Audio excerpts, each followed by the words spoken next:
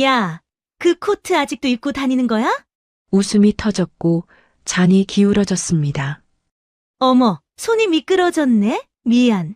베이지색 코트 위로 붉은 와인이 흘러내리는 순간 그 자리에 있던 누구도 사과하지 않았습니다. 사진은 찍혔고 조롱은 웃음으로 포장됐습니다. 그날 밤 며느리는 신발도 벗지 못한 채 현관에 주저앉아 울었습니다. 말없이 등을 토닥이던 시어머니는 아무 질문도 하지 않은 채 조용히 전화기를 들었습니다. 여보세요. 딱 한마디였습니다. 그리고 그 전화 한 통으로 웃고 떠들던 사람들의 일상은 다시는 돌아갈 수 없는 방향으로 움직이기 시작합니다. 겉보기엔 초라한 노인, 그러나 절대 건드려선 안 될 사람. 지금부터 그날의 진짜 이야기가 시작됩니다. 이야기 시작 전 구독과 좋아요를 눌러주시고 어디에서 듣고 계신지 댓글로 남겨주시면 그곳에 행복이 함께하길 간절히 기원드립니다. 오늘의 인생극장 사연 소개드립니다. 12월의 칼바람이 낡은 주택가의 담벼락을 휘감으며 기이한 울음소리를 내고 있었습니다. 칠이 벗겨진 대문 앞에서 명자는 빗자루를 들고 바닥을 깨끗하게 빗질하고 있었습니다.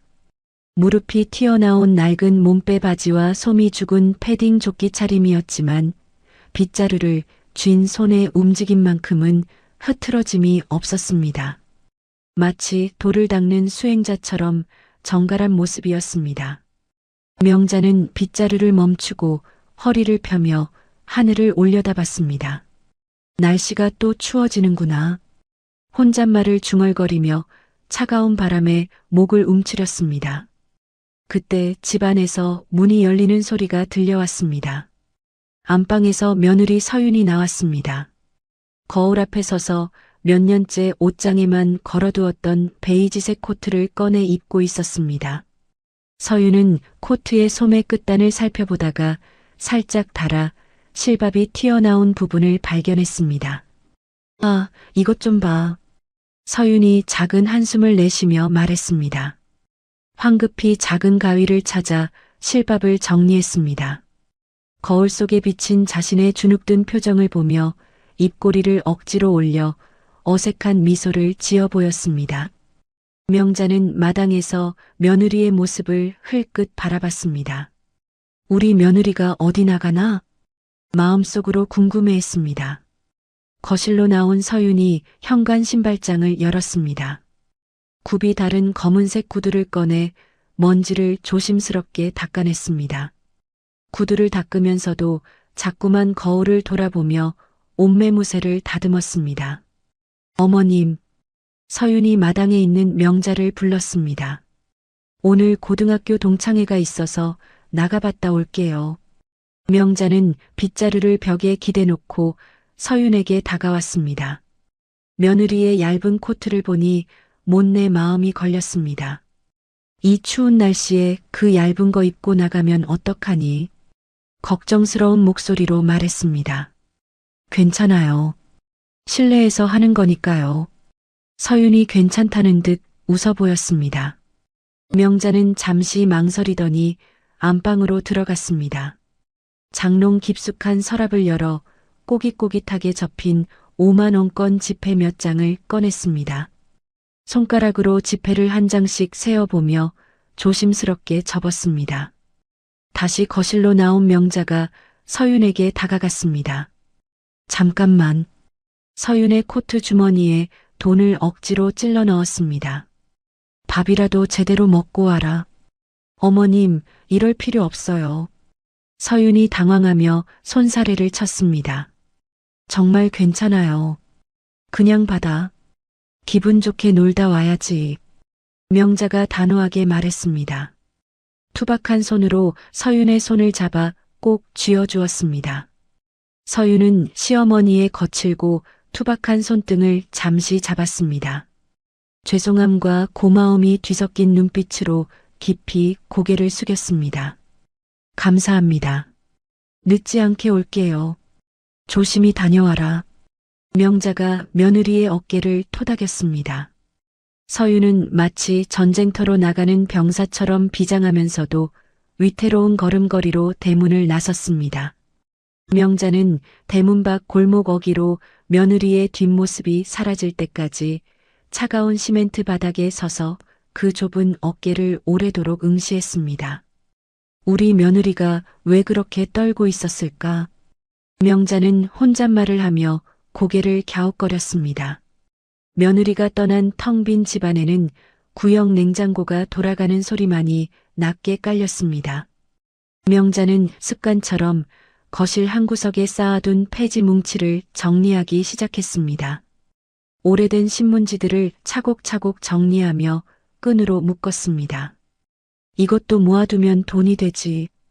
혼잣말을 하며 폐지를 정리하던 명자의 시선이 TV 장식장 아래로 향했습니다.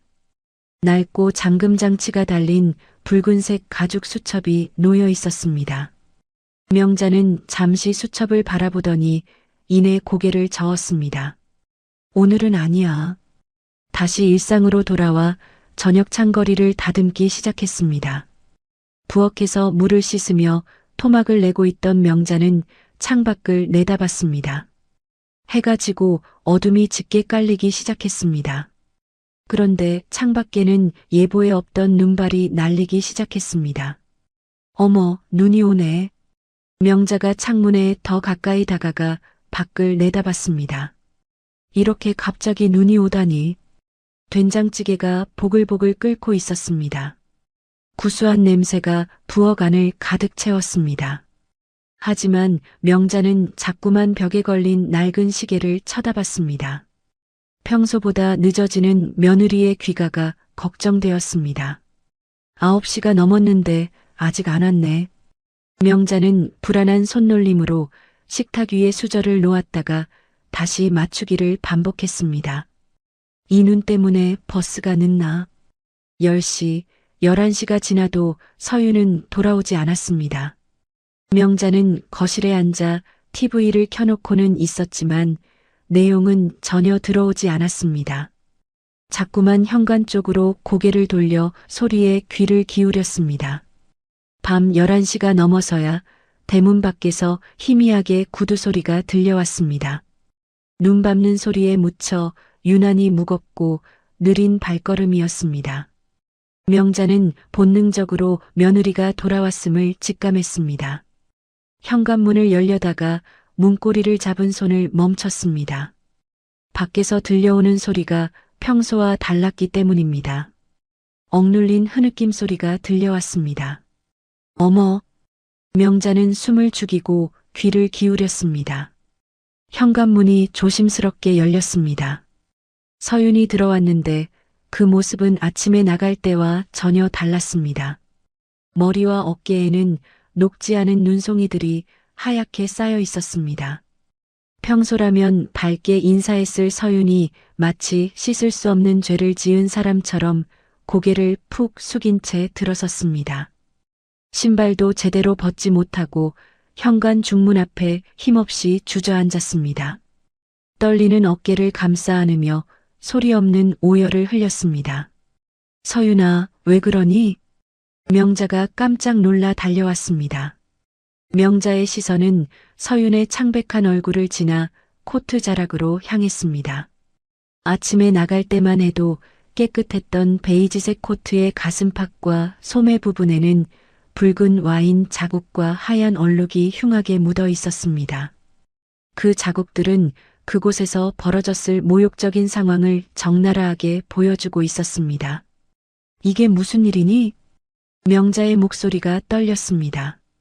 서윤의 기억 속에서는 화려한 샹들리에가 빛나는 호텔 연회장의 풍경이 스쳐 지나갔습니다. 명품 가방과 보석으로 치장한 동창들이 서윤의 낡은 구두와 유행진한 코트를 곁눈질하며 입을 가리고 웃던 그 차가운 시선들이 떠올랐습니다. 미주야, 이거 진짜 몇 년 전 옷이지? 빈티지 컨셉이야? 어머, 서윤아. 요즘도 그런 구두 신는 사람이 있구나. 동창들의 조롱 섞인 웃음소리가 귓가에 맴돌았습니다. 특히 동창의 주동자였던 미주가 일부러 서윤에게 와인 잔을 건네려다 실수인 척 쏟아버린 장면이 머릿속을 맴돌았습니다. 어머, 미안해. 괜찮아? 드라이클리닝 비용이나 감당할 수 있겠어? 미주가 비릿하게 웃던 그 얼굴이 선명했습니다.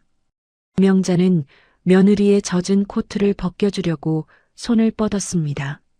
하지만 서윤이 황급히 몸을 뒤로 빼며 자신의 치부를 감추려 했습니다. 괜찮아요. 제가 할게요. 서윤이 떨리는 목소리로 말했습니다. 명자는 억지로 코트를 벗기는 대신 조용히 수건을 가져왔습니다. 며느리의 젖은 머리카락과 얼어붙은 손을 말없이 닦아주었습니다. 끓어오르는 속내를 꾹꾹 눌러 담으며 참을성 있게 돌봤습니다. 어머님. 서윤은 시어머니의 따뜻한 손길이 닿자 참았던 설움이 폭발한 듯 입술을 깨물었습니다. 소리 없는 오열을 토해냈습니다. 바닥에 떨어진 핸드백에서는 동창의 기념품으로 받은 싸구려 텀블러 하나가 굴러나왔습니다. 초라한 현실을 더욱 비극적으로 강조하는 물건이었습니다. 명자는 며느리의 등 뒤에서 굴러나온 텀블러를 집어들었습니다. 그 표면에 적힌 행사주간 업체의 이름과 로고를 날카로운 눈빛으로 응시했습니다. 그 눈빛은 평소 동네 할머니의 온화함과는 전혀 다른 먹이를 노리는 맹수의 그것처럼 서늘하고 매서웠습니다. 루비살롱. 명자가 작은 소리로 중얼거렸습니다. 서윤이 겨우 진정하고 씻으러 욕실로 들어갔습니다. 명자는 거실 바닥에 널브러진 며느리의 옷가지를 정리하기 시작했습니다. 코트 안쪽에 입었던 검은색 스타킹의 무릎 부분이 심하게 찢어져 있는 것을 발견했습니다. 그 사이로 피가 맺힌 상처가 굳어 있었습니다. 이건 명자의 손이 부들부들 떨렸습니다. 그 붉은 상처는 단순히 넘어진 자국이 아니었습니다. 명자의 가슴 깊은 곳에 묻어둔 30년 전 기억이 되살아났습니다. 가난 때문에 병원 한번 제대로 데려가지 못하고 떠나보낸 어린 딸 예진의 마지막 모습과 겹쳐 보였습니다. 죄책감과 한이 날카롭게 가슴을 후볐습니다. 예진아. 명자가 작은 소리로 중얼거렸습니다. 눈시울이 붉어졌습니다. 서윤이 벗어둔 코트 주머니에서 꼬깃꼬깃해진 명함 한 장이 바닥으로 떨어졌습니다. 명자는 그 명함을 주워들었습니다. 루비살롱 앤드 카페 대표 최미주라는 이름과 함께 화려한 금박 로고가 박혀 있었습니다. 명자는 그 이름을 입속으로 몇 번이고 되뇌었습니다. 기억의 서랍을 뒤지는 듯한 표정으로 굳게 담은 입술을 더욱 일자로 만들었습니다. 최미주. 명자의 목소리에는 차가운 기운이 감돌았습니다. 욕실에서 물소리가 들려오는 동안 명자는 부엌으로 갔습니다. 꿀물을 타려다 말고 식탁 의자에 앉아 창밖의 눈보라를 바라봤습니다. 유리창에 비친 그녀의 얼굴은 며느리를 향한 연민을 넘어선 차가운 분노로 일렁이고 있었습니다. 절대로 그냥 넘어갈 수 없어. 명자가 단호하게 중얼거렸습니다. 씻고 나온 서윤은 눈이 퉁퉁 부은 채로 시어머니에게 다가왔습니다. 어머님, 죄송해요. 술을 좀 쏟아서 그래요. 서툰 거짓말을 했습니다. 그래, 그랬구나. 명자는 아무것도 묻지 않았습니다. 따뜻한 꿀물 한 잔을 서윤에게 건네며 말했습니다. 살다 보면 똥 밟을 때도 있는 거야. 괜찮다. 하지만 명자의 눈빛에는 뼈있는 의미가 담겨 있었습니다. 서윤이 방으로 들어가 잠이 들자 명자는 거실불을 껐습니다. 어둠 속에 홀로 앉아 며느리의 찢어진 스타킹을 쓰레기통에 버리지 않고 곱게 접어 자신의 주머니에 넣었습니다. 내일 아침이 밝는 대로 자신이 해야 할 일이 무엇인지 명확하게 정리된 듯한 단호한 표정을 지었습니다. 내가 지켜야 할 사람을 건드렸어. 명자의 목소리는 낮지만 단단했습니다. 어둠 속에서 그녀의 눈빛만이 차갑게 빛나고 있었습니다. 다음 날 아침 식탁에 마주 앉은 고부간에는 무거운 침묵이 흘렸습니다. 서윤은 퉁퉁 부은 눈을 가리기 위해 앞머리를 깊게 내린 채 국만 깨작거렸습니다. 숟가락을 입에 가져다 대면서도 자꾸만 시어머니의 눈치를 살폈습니다. 명자는 평소처럼 밥 위에 생선살을 발라 올려주었습니다. 많이 먹어라. 어제 늦게 들어와서 피곤할 텐데. 짐짓 아무것도 모르는 척 연기를 시작했습니다. 네, 감사해요. 서윤이 작은 목소리로 대답했습니다. 하지만 밥을 제대로 넘기지 못하고 자꾸만 목이 메는 것 같았습니다. 그때 현관문이 열리며 준호가 출근 준비를 마치고 나왔습니다. 서윤아, 왜 그렇게 얼굴이 통통 부었어? 남편이 의아하게 물었습니다. 어제 동창회가 너무 재밌어서 늦게까지 마셨어. 서윤이 밝은 척 거짓말을 했습니다. 어색한 미소를 지으며 남편을 쳐다봤습니다. 준호는 아내의 손목에 난 작은 멍 자국을 눈치채지 못했습니다. 그래, 좋았겠네. 그래도 적당히 좀 마시지. 무심하게 대꾸하며 현관으로 향했습니다. 조심히 다녀와. 서윤이 뒤따라가며 인사했습니다. 응, 저녁 때 봐. 준호가 신발을 신으며 대답했습니다. 문이 닫히는 소리와 함께 집안이 다시 조용해졌습니다. 남편과 며느리가 모두 나간 뒤 명자는 설거지를 미뤄두었습니다. 서윤이 버리려고 내놓은 쓰레기 봉투를 뒤지기 시작했습니다. 어제 신었던 찢어진 스타킹과 망가진 머리핀을 찾아냈습니다. 이것들, 명자가 그것들을 자세히 살펴봤습니다. 검은 비닐봉지에 따로 챙겨 넣으며 증거를 확보했습니다. 평소 이용하던 낡은 손수레는 그냥 두었습니다. 지팡이 하나만을 집어들고 외출 준비를 했습니다. 거울 앞에서 평소보다 더 초라하게 옷매무새를 다듬었습니다. 오늘은 특별한 일을 해야겠어. 명자가 혼잣말을 하며 집을 나섰습니다. 그녀의 걸음걸이는 동네 노인정으로 향하는 길이 아니었습니다. 버스 정류장을 지나 번화가 쪽으로 향하는 낯선 동선이었습니다. 버스 정류장에서 기다리는 동안 명자는 주머니에서 명함을 꺼내 다시 한번 확인했습니다. 루비 살롱 앤드 카페 대표 최미주라는 글씨를 손가락으로 따라 그었습니다. 이 주소가 맞겠지. 명자가 중얼거렸습니다. 버스가 도착했습니다. 명자는 뒷좌석에 앉아 창밖을 바라봤습니다. 자신의 소유 건물들이 스쳐 지나갔지만 그녀는 무심하게 바라보고 있었습니다. 오직 며느리를 울게 만든 그 가게가 있는 상가 구역만을 생각하고 있었습니다. 버스 손잡이를 잡은 손에는 핏기가 없을 정도로 힘이 들어가 있었습니다. 목적지인 강남의 한 번화가에 도착했습니다. 화려한 네온 사인과 세련된 옷차림의 사람들이 오가는 거리였습니다.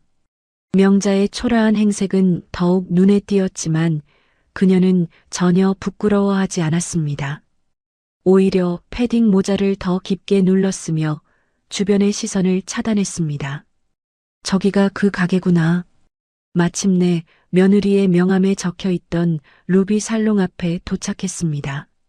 통유리 너머로 가게 내부가 보였습니다. 고급스러운 인테리어와 화려한 조명이 눈에 띄었습니다. 그 안에서 직원들을 하대하며 거만하게 앉아있는 한 여자의 모습이 보였습니다. 바로 최미주였습니다. 명자는 걸음을 멈추고 그녀를 자세히 관찰했습니다. 저 여자가 우리 며느리를 괴롭힌 거야. 차가운 분노가 가슴속에서 끌어올랐습니다. 가게 안으로 들어섰습니다. 입구에서부터 젊은 직원이 명자를 막아섰습니다. 어머니, 여기는 폐지 줍는 데가 아니에요. 직원이 코를 찌푸리며 말했습니다. 나가주세요. 화장실 좀 쓰자. 명자가 막무가내로 안쪽으로 밀고 들어갔습니다. 급해서 그래. 직원이 당황하며 명자를 막으려 했지만 이미 늦었습니다. 명자는 이미 카운터 근처까지 들어가 있었습니다. 카운터에 앉아있던 미주가 소란스러운 소리에 인상을 찌푸렸습니다. 뭐야, 이 소리는? 일어나서 다가왔습니다. 미주는 명자의 허름한 행색을 위아래로 훑어봤습니다. 코를 막는 신용을 하더니 매니저에게 소리쳤습니다. 아, 빨리 저 할머니 내보내. 손에 들고 있던 향수를 허공에 신경질적으로 뿌려댔습니다. 냄새 나잖아, 진짜. 재수옴 붓게 생겨가지고 소금 한 바가지 가져와서 뿌려. 명자는 미주의 얼굴을 정면으로 응시했습니다. 서윤을 괴롭혔던 바로 그 얼굴임을 확신했습니다. 일부러 미주의 발치에 지팡이를 떨어뜨렸습니다. 미안해요. 명자가 줍는 척하면서 미주가 신고 있는 구두를 자세히 살펴봤습니다. 이 구두가 어제 우리 며느리 정강이를 걷어찼을지도 모르겠네. 매서운 눈빛으로 구두코를 노려봤습니다. 뭐 하는 거예요? 미주가 명자가 자신의 구두를 건드릴까봐 기겁하며 뒤로 물러섰습니다. 그러다가 진열해둔 고가에 화장품 병을 쳐서 떨어뜨렸습니다. 깨진 병 조각들이 바닥에 흩어졌습니다. 아, 재수없게. 미주가 명자에게 노골적인 적의를 드러냈습니다. 아침부터 노인네가 들어와서. 명자는 깨진 유리 조각을 피하는 척하며 카운터 뒤편을 살펴봤습니다. 벽에 걸린 임대차 계약서 사본이 보였습니다. 임대인 란에 적힌 이름을 확인한 명자의 입가에 비릿하면서도 서늘한 미소가 스쳤습니다. 자신이 평생을 바쳐 세운 재단의 명의였습니다. 그래, 내 건물이었어. 명자가 속으로 중얼거렸습니다. 사냥감을 포착한 맹수의 표정이었습니다. 직원들이 명자의 손을 잡고 밖으로 끌어냈습니다. 할머니, 나가세요. 명자는 억지로 끌려나가면서도 가게 안을 한 번 더 돌아봤습니다. 유리문 너머로 미주가 직원들에게 화풀이하는 모습이 보였습니다. 저 할머니가 서 있던 자리에 소금 뿌려. 미주가 지시하는 소리까지 들렸습니다. 거리의 인파 속으로 사라진 명자는 품 안에서 낡은 수첩을 꺼냈습니다. 떨리는 손으로 무언가를 적어 넣었습니다. 꾹꾹 눌러 쓴 글씨는 단순한 메모가 아니었습니다. 미주가 감당해야 할 혹독한 대가의 목록 같았습니다. 최미주, 기억해둬라. 명자의 목소리는 낮지만 위험했습니다. 집으로 돌아온 명자는 아무 일도 없었던 것처럼 저녁 준비를 했습니다. 하지만 퇴근한 서윤의 표정은 아침보다 더 어두워져 있었습니다. 손에는 약국 봉투가 들려 있어 명자의 가슴을 철렁하게 만들었습니다. 어머님, 저 왔어요. 서윤이 기운 없는 목소리로 인사했습니다. 그래, 고생했다. 밥 먹자. 명자가 따뜻하게 맞아주었습니다. 저녁 식사 도중 서윤의 핸드폰이 울렸습니다. 전화를 받은 서윤의 안색이 급격히 창백해졌습니다. 잠깐만요. 서윤이 베란다로 나가며 말했습니다. 베란다에서 들려오는 서윤의 목소리가 애원하듯 들렸습니다. 미주야, 어제 실수한 건 맞지만 단톡방에 그런 사진까지 올리는 건 너무하지 않아? 제발 그 사진 좀 지워줘. 나 정말 죽을 것 같아. 명자는 베란다 문틈으로 그 내용을 엿들었습니다. 며느리가 당하고 있는 괴롭힘이 현재 진행형임을 알게 되었습니다. 더 이상 참는 것이 미덕이 아님을 뼈저리게 실감했습니다. 전화를 끊고 주저앉아 소리 없이 우는 서윤의 등을 바라보며 명자의 분노는 끌어올랐습니다. 서윤이 거실로 들어왔습니다. 눈물을 급히 닦고 애써 웃어 보였습니다. 친구들이랑 오해가 좀 있어요. 그래. 명자는 며느리의 떨리는 손을 잡아주었습니다. 밟으면 꿈틀이라도 해야 덜 밟히는 거야. 의미심장한 말을 건넸습니다. 서윤이 방으로 들어간 후 명자는 안방으로 돌아갔습니다. 장롱 깊숙한 곳에서 예전에 쓰던 폴더폰이 아닌 다른 물건을 꺼냈습니다. 최신형 스마트폰 공기계였습니다. 전원을 켜자 화면이 밝아졌습니다. 명자는 익숙하지 않은 손놀림으로 녹음 기능을 켰습니다. 오늘 낮에 미주가 했던 막말과 욕설이 담긴 녹음 파일을 다시 재생해 들었습니다. 이 증거면 충분하겠어. 명자가 냉소적으로 웃었습니다. 밤이 깊어질수록 명자의 방에서는 펜이 종이를 긁는 소리만이 들려왔습니다. 책상 위에 놓인 여러 개의 통장과 도장들을 정리했습니다. 내일 아침에 실행할 거대한 계획의 마지막 퍼즐을 맞추고 있었습니다. 30년간 참고 살았지만 이번만은 안 되겠어. 명자가 단호하게 중얼거렸습니다. 다음 날 아침이 되었습니다. 며느리와 아들을 모두 출근시킨 명자는 옷장을 열었습니다. 평소에 몸빼 바지가 아닌 깊숙이 보관해 두었던 물건들을 꺼냈습니다. 고급스러운 검정색 정장과 코트였습니다. 거울 앞에 선 명자의 모습은 완전히 달랐습니다. 동네 할머니가 아닌 범접할 수 없는 카리스마를 지닌 여장부의 모습이었습니다. 이제 진짜 모습을 보여줄 때가 왔어. 명자가 거울 속 자신을 보며 말했습니다. 택시를 잡아타고 시내 중심가에 위치한 거대한 법무법인 건물로 향했습니다. 회전문을 통과하는 명자의 당당한 걸음걸이는 경비원들조차 본능적으로 고개를 숙이게 만드는 위험을 뿜어냈습니다. 저기 오시는 분이. 경비원들이 웅성거렸습니다. 하지만 감히 말을 걸지는 못했습니다.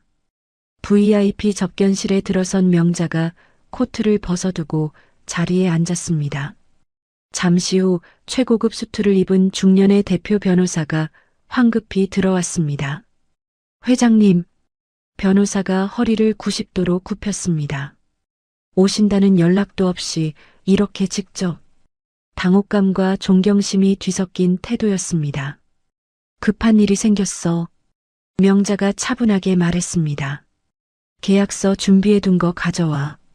변호사가 가져온 계약서를 꼼꼼히 훑어본 명자는 특정 조항에 시선을 멈췄습니다. 건물주나 타인에게 심각한 명예훼손이나 피해를 입혔을 경우 계약을 즉시 해지할 수 있다는 특약 사항이었습니다. 붉은색 펜으로 굵은 밑줄을 그었습니다. 이것 봐. 명자가 품 안에서 어제 챙겨둔 찢어진 스타킹과 녹음기를 테이블 위에 올려놓았습니다. 이 정도면 계약 위반 사유로 충분하지? 네, 충분합니다. 변호사가 고개를 끄덕였습니다. 당장 내용 증명부터 보내. 명자가 단호하게 명령했습니다. 변호사가 고개를 숙이고 나가려는 순간 명자는 창밖을 바라보며 누군가에게 전화를 걸었습니다. 신호음이 몇 번 울리기도 전에 상대방이 전화를 받았습니다. 루비살롱 건물 관리 소장 찾았어요. 명자의 목소리는 낮지만 서늘했습니다. 해당 점포에 노후 배관 긴급 안전 진단을 실시하게. 수도랑 전기를 다 점검해야 하니 영업은 당분간 못할 거라고 전해. 합법적이고도 치명적인 지시였습니다. 명자는 통화 종료 버튼을 누르고 차가운 미소를 지었습니다. 이제 시작이야. 평화롭던 오후 미주의 루비살롱에는 갑작스러운 정전이 발생했습니다. 형광등이 깜빡거리더니 완전히 꺼져버렸습니다. 동시에 수도까지 끊어지는 사태가 벌어졌습니다. 전기가 왜 나가지? 파마 기계를 돌리고 있던 미용사가 당황했습니다. 손님들의 항의가 쏟아지기 시작했습니다. 이게 뭐예요? 파마 도중에 기계가 꺼지면 어떡해요? 머리가 다 망가졌잖아요. 직원들의 당황한 외침이 뒤섞였습니다. 사장님, 큰일 났어요. 물도 안 나와요. 순식간에 가게 안은 아수라장이 되었습니다. 미주는 관리실에 전화를 걸어 고래고래 소리를 질렀습니다. 아, 지금 뭐 하는 거야? 전기 왜 끊어? 손님들이 다 화내고 있다고. 하지만 수화기 너머에서는 차분한 목소리만 들려왔습니다. 죄송합니다. 건물주 측에서 긴급 노후 배관 및 전기 안전 진단을 실시하라는 지시가 내려왔습니다. 안전사고 예방을 위한 의무사항이라 저희도 어쩔 수 없습니다. 반박할 수 없는 원론적인 답변만이 앵무새처럼 돌아왔습니다. 안전진단이 뭐야? 미리 통보는 왜 안 했어? 미주가 화를 내며 소리쳤습니다. 긴급사항이라 사전 통보가 어려웠습니다. 관리실 직원의 대답은 끝까지 공식적이었습니다. 설상가상으로 가게 입구에 퀵서비스 기사가 도착했습니다. 법무법인 이름이 적힌 두툼한 등기 우편물을 들고 있었습니다.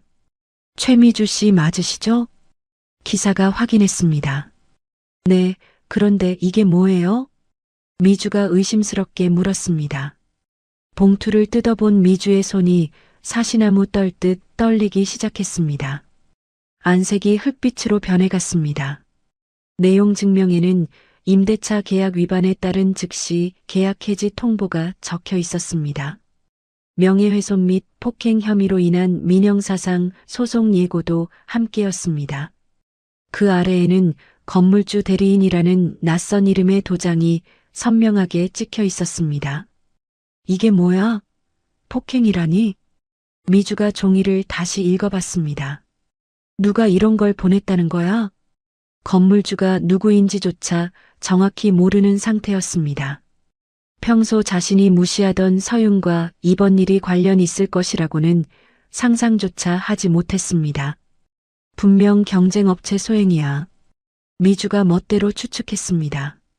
아니면 내가 해고한 전 직원들이 복수하려는 거지. 엉뚱한 곳에 화풀이를 시작했습니다. 가게 밖에서는 건물 관리인들이 도착했습니다. 노란색 안전띠를 두르며 작업을 시작했습니다. 긴급 안전 점검 중이라는 팻말과 함께 가게 앞 출입구를 막기 시작했습니다. 뭐 하는 거예요?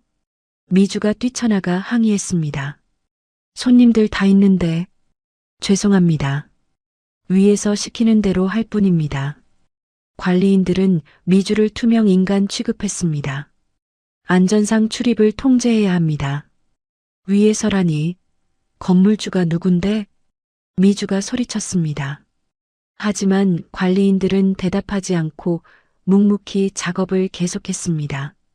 해가 질 무렵 텅 빈 가게에 홀로 남은 미주는 촛불 하나에 의지해 술을 마시고 있었습니다. 휴대폰 주소록을 뒤져 해결해 줄 만한 인맥을 찾고 있었습니다. 김 의원님한테 전화해 볼까? 혼잣말을 하며 전화를 걸었습니다. 하지만 상대방은 바쁘다며 전화를 끊어버렸습니다. 다른 사람들에게도 전화를 걸어봤지만 반응은 마찬가지였습니다. 그녀의 화려한 인맥 중 누구도 이 거대한 보이지 않는 손에 대항할 힘이 없었습니다. 하지만 미주 자신만은 그 사실을 모르고 있었습니다. 다음 날 루비 살롱의 유리문에는 공지문이 붙었습니다. 건물 내부 긴급 안전 진단으로 인한 임시 휴업이라는 안내문이었습니다. 미주는 가게 안에서 촛불을 켜둔 채 관리 사무소 직원들과 고성을 지르며 싸우고 있었습니다. 언제까지 이러고 있을 거예요? 손님들한테 뭐라고 설명하라는 거야? 지나가던 행인들은 그 기괴한 풍경을 휴대폰으로 찍어댔습니다. 수군거리는 소리가 들려왔습니다. 저 가게 뭔 일 있나? 사장이 저러고 있네. 미주는 이 모든 사태가 누군가의 조직적인 방해 공작임을 직감했습니다. 하지만 그 대상이 자신이 멸시했던 폐지 줍는 노인일 것이라고는 꿈에도 생각하지 못했습니다. 경쟁 미용실 원장에게 전화를 걸었습니다. 야, 너 나한테 이런 짓 한 거야? 허공에 대고 삿대질을 해댔습니다. 내가 찌른 거지? 뭔 소리야? 나 지금 바빠. 상대방이 황당해하며 전화를 끊었습니다. 같은 시각, 서윤은 동네 마트에서 장을 보고 있었습니다.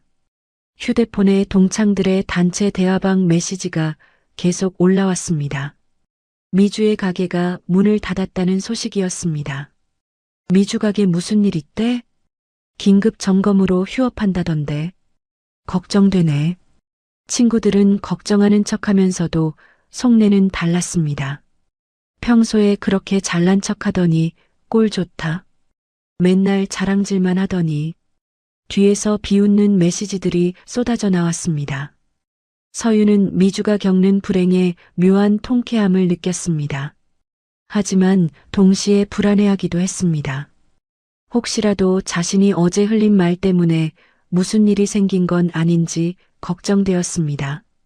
휴대폰을 쥐었다 폈다를 반복하다가 결국 미주에게 문자를 보냈습니다. 무슨 일 있어? 걱정된다. 조심스러운 문자였습니다. 집에서는 명자가 평온한 얼굴로 빨래를 개고 있었습니다. 하지만 그녀의 시선은 TV 뉴스에 고정되어 있었습니다. 한파 속 노후 건물 안전사고주의보가 발령됐습니다. 뉴스 앵커가 말하고 있었습니다. 시민들께서는 각별한 주의를 부탁드립니다. 명자의 입가에 희미한 미소가 스쳤습니다. 그녀가 변호사를 통해 지시한 안전점검이라는 명분이 얼마나 시의적절하고 영리한 수였는지를 보여주고 있었습니다. 해질 무렵 미주로부터 서윤에게 전화가 걸려왔습니다. 답장 대신 전화였습니다. 서윤아. 수화기 너머의 미주 목소리는 술에 취해 있었습니다. 나 정말 큰일 났어. 무슨 일이야? 서윤이 조심스럽게 물었습니다. 건물주라는 작자가 갑자기 말도 안 되는 꼬투리를 잡아서 사람을 죽이려 들어. 미주가 횡설수설했습니다. 아는 변호사 없어? 나 정말 죽을 것 같아. 서윤은 미주의 하소연을 들으며 문득 시어머니의 말이 떠올랐습니다. 밟으면 꿈틀이라도 해야 한다. 어제 명자가 했던 말이었습니다. 우연의 일치치고는 너무나 절묘한 타이밍이었습니다. 서윤은 의구심을 품기 시작했습니다. 통화를 끊은 뒤 멍하니 명자의 방문을 응시했습니다. 설마. 작은 소리로 중얼거렸습니다. 다음 날 점심 서윤은 반찬통을 들고 루비살롱 근처를 찾아갔습니다. 미주의 부탁 반, 호기심 반으로였습니다. 건물 앞에는 노란색 통제선이 쳐져 있었습니다. 안전모를 쓴 인부들이 오가며 삼엄한 분위기를 연출하고 있었습니다. 접근조차 쉽지 않았습니다. 서윤이 골목 모퉁이에서 상황을 살피고 있었습니다. 그때 검은색 고급 세단 한 대가 건물 뒤편 주차장에 조용히 미끄러져 들어왔습니다. 차 뒷좌석에서 노인이 내렸습니다. 명자와 비슷한 체구였지만 경호원들의 우산에 가려져 얼굴을 확인할 수는 없었습니다. 저분이 건물주인가? 서윤이 궁금해했습니다. 그 순간 가게 뒷문을 통해 미주가 몰래 빠져나왔습니다. 그 차량을 발견하고는 소리쳤습니다. 건물주님이시죠? 미주가 달려들었습니다. 저랑 얘기 좀 해주세요. 하지만 건장한 수행원들이 미주를 가로막았습니다. 미주는 바닥에 나뒹구는 굴욕적인 장면을 연출했습니다. 제발 한 번만 얘기해 주세요. 미주가 울부짖었습니다. 서윤은 그 광경을 보고 숨이 멎을 듯 놀랐습니다. 전봇대 뒤로 몸을 숨겼습니다. 수행원들 사이로 언뜻 보인 노인의 손이 눈에 들어왔습니다. 명자가 평소 장을 볼 때 들고 다니던 낡은 장바구니는 없었습니다. 대신 최고급 가죽 장갑과 붉은색 수첩이 들려 있었습니다. 서윤의 동공이 흔들렸습니다. 차에 타려던 노인이 잠시 멈칫했습니다. 미주가 쓰러진 쪽을 돌아보았습니다. 그 순간 서윤은 옆모습에서 시어머니 명자의 익숙한 실루엣을 겹쳐보았습니다. 하지만 이성적인 판단이 그녀의 직감을 강하게 부정했습니다. 설마 우리 어머니가 저런 대우를 받는 분일 리가 없어. 서윤이 고개를 저었습니다. 미주가 바닥에 주저앉아 악을 쓰며 통곡했습니다. 검은 세단은 유유히 현장을 빠져나갔습니다. 서윤은 혼란스러운 마음을 안고 집으로 돌아왔습니다. 머릿속에서는 방금 본 노인의 손에 들려있던 붉은 수첩의 잔상이 지워지지 않았습니다. 어머님 왔어요. 현관에서 인사했습니다. 명자의 낡은 털신이 현관에 가지런히 놓여 있었습니다. 부엌에서는 달그락거리는 소리가 들려왔습니다. 서윤은 안도의 한숨을 내쉬었습니다. 하지만 TV 장식장을 보는 순간 다시 심장이 요동치기 시작했습니다. 늘 놓여있던 붉은색 가죽 수첩이 보이지 않았습니다. 어머님 수첩이 어디 갔지? 서윤이 두리번거렸습니다. 명자는 서윤이 돌아오기 직전 급하게 외출복을 갈아입고 부엌으로 들어갔습니다. 태연하게 저녁 준비를 시작했지만 등 뒤로는 식은땀이 흐르고 있었습니다. 가방 깊숙한 곳에 숨겨둔 붉은 수첩을 꺼낼 엄두조차 내지 못했습니다. 저녁 식사 자리에서 서윤은 시어머니의 눈치를 살폈습니다. 어머님, 오늘 낮에 어디 안 다녀오셨어요? 넌지시 물었습니다. 명자는 숟가락을 멈추지 않았습니다. 노인네가 갈 데가 어디 있겠니? 능청스럽게 대답했습니다. 노인정 가서 화투나 좀 치다 왔어. 하지만 명자가 국을 뜨는 손목 안쪽이 서윤의 시선에 들어왔습니다. 낮에 미주가 달려들 때 생긴 작은 긁힘 자국이 선명하게 남아 있었습니다. 서윤의 시선이 그 상처에 머무는 순간 명자는 황급히 소매를 내렸습니다. 상처를 감췄습니다. 두 사람 사이에 미묘한 긴장이 흘렀습니다. 서윤은 확신할 수는 없었지만 뭔가 이상하다는 느낌을 지울 수 없었습니다. 그날 밤 눈보라가 다시 몰아치기 시작했습니다. 명자와 서윤, 그리고 무너져가는 미주. 이 세 사람의 운명이 얽힌 그날 밤은 폭풍 전야의 고요함처럼 무겁고 위태롭게 흘러가고 있었습니다. 며칠 뒤 미주의 가게는 사실상 폐업 상태에 이르렀습니다. 건물 유리창에는 임대문이라는 종이가 나부터 미주의 몰락을 공식화했습니다. 이를 본 서윤은 통쾌함보다는 알 수 없는 두려움을 느꼈습니다. 이 거대한 힘의 실체에 대한 호기심도 참을 수 없었습니다. 정말 신기하네. 서윤이 혼잣말을 했습니다. 하루아침에 저렇게 될 수도 있구나. 집에서 혼자 시간을 보내던 명자에게 등기 우편이 도착했습니다. 배달원이 정중히 인사하며 서류를 건넸습니다. 신명자 이사장님 앞으로 온 서류입니다. 배달원의 목소리가 공손했습니다. 마침 반차를 쓰고 일찍 귀가하던 서윤이 대문 밖에서 이 광경을 목격했습니다. 이사장님이라는 호칭에 귀를 의심했습니다.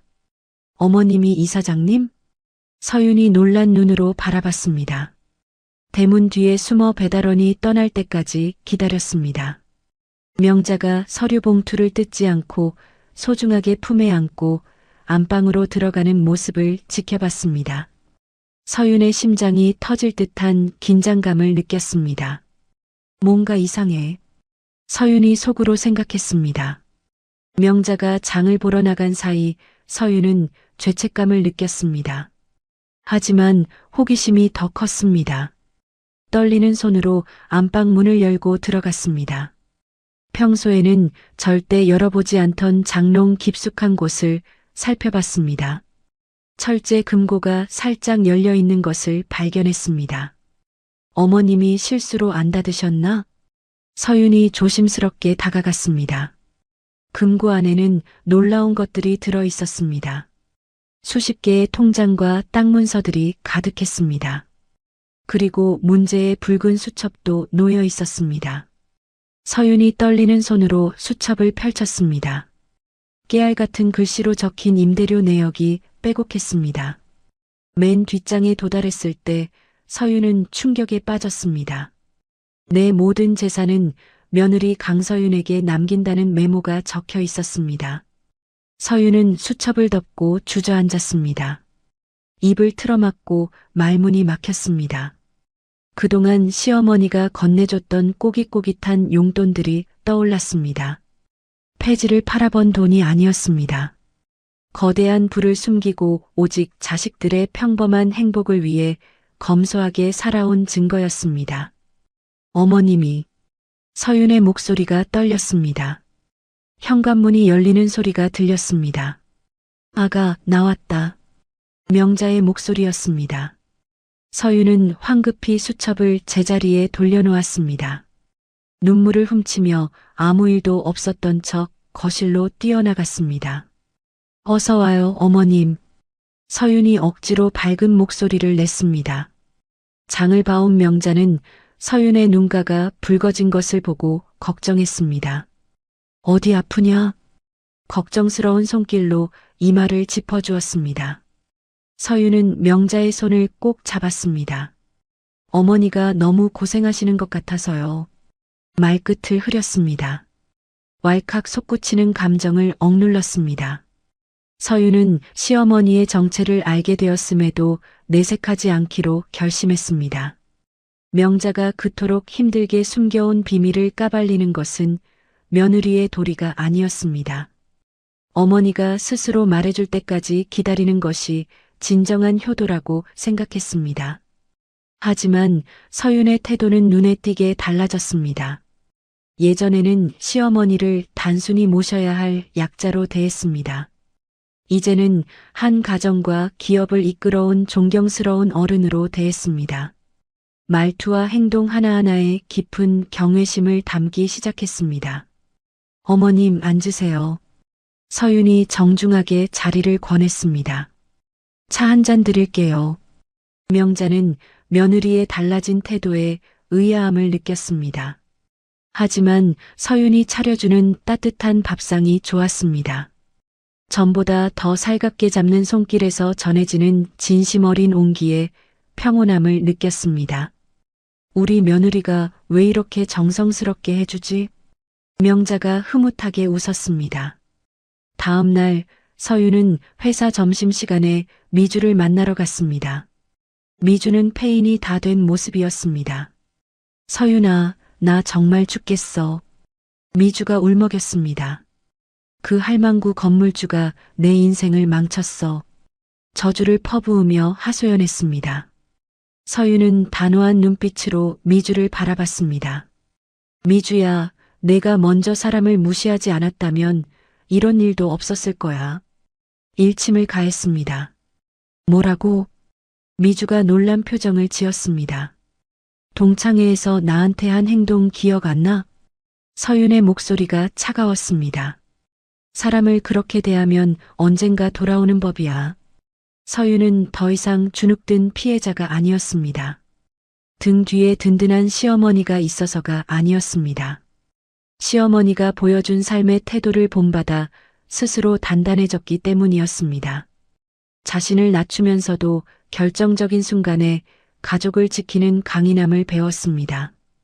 집으로 돌아가는 길, 서윤은 명자가 좋아하는 붕어빵을 한 봉지 샀습니다. 언젠가 어머니가 저 낡은 코트를 벗고 진짜 회장님의 모습으로 세상 앞에 설 때를 생각했습니다. 가장 먼저 박수 쳐주는 사람이 되겠다고 다짐했습니다. 어머님, 붕어빵 사왔어요. 서윤이 환하게 웃으며 말했습니다. 고마워라. 명자가 따뜻하게 받아주었습니다. 평온한 일상이 이어지던 중 변화가 찾아왔습니다.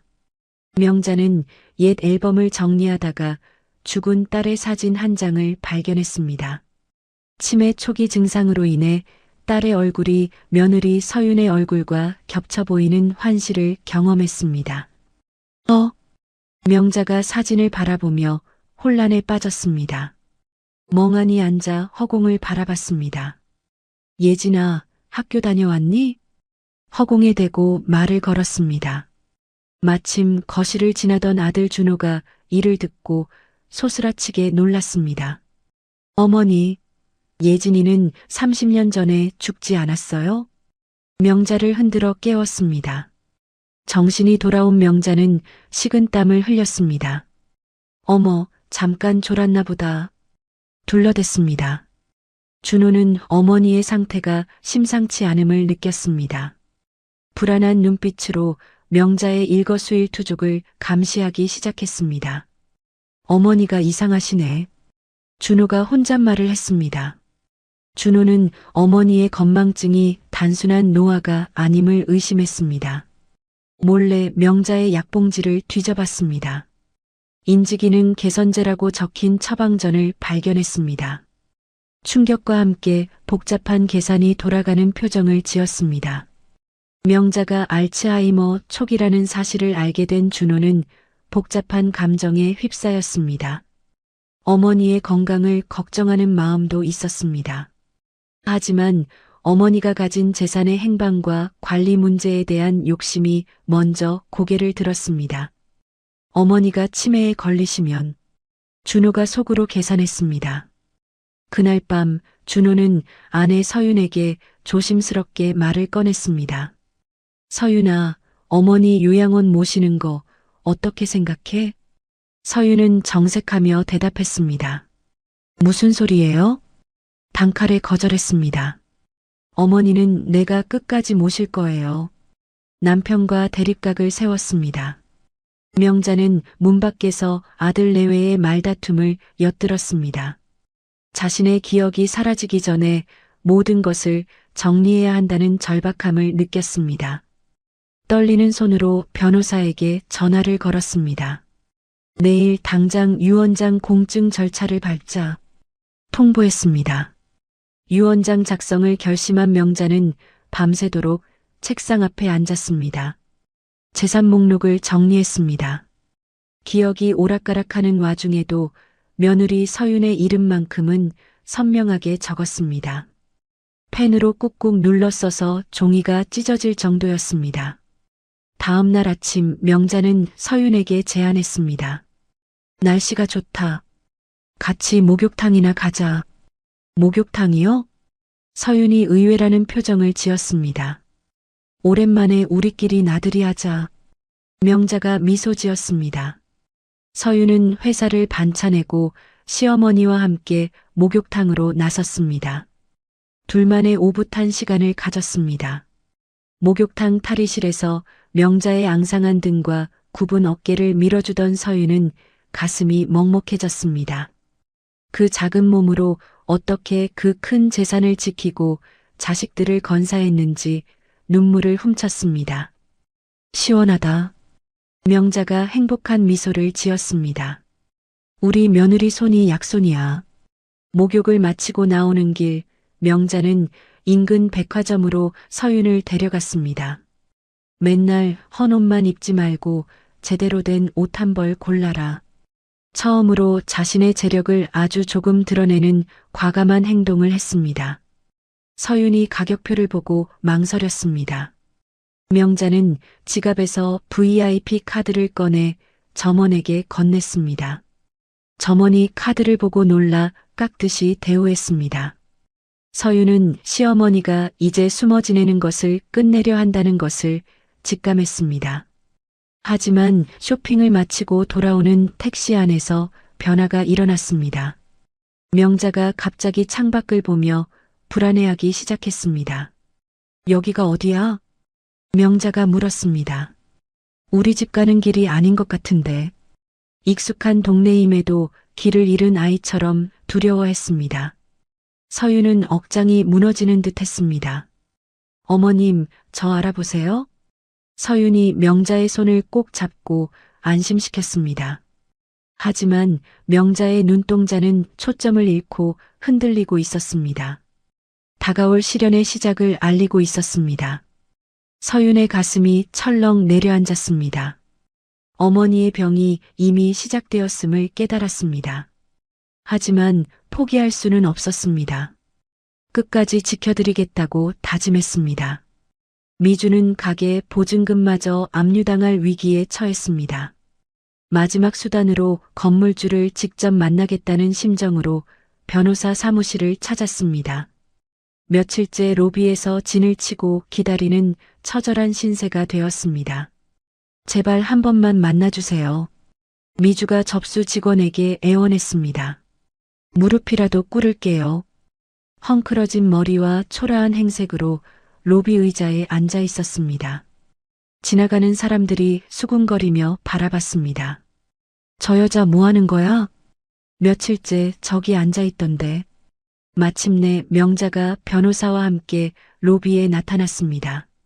검은색 코트를 입고 수행원들의 호의를 받으며 당당하게 걸어왔습니다.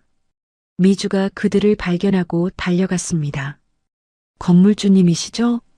차가운 대리석 바닥에 머리를 쿵쿵 찌으며 읍소했습니다.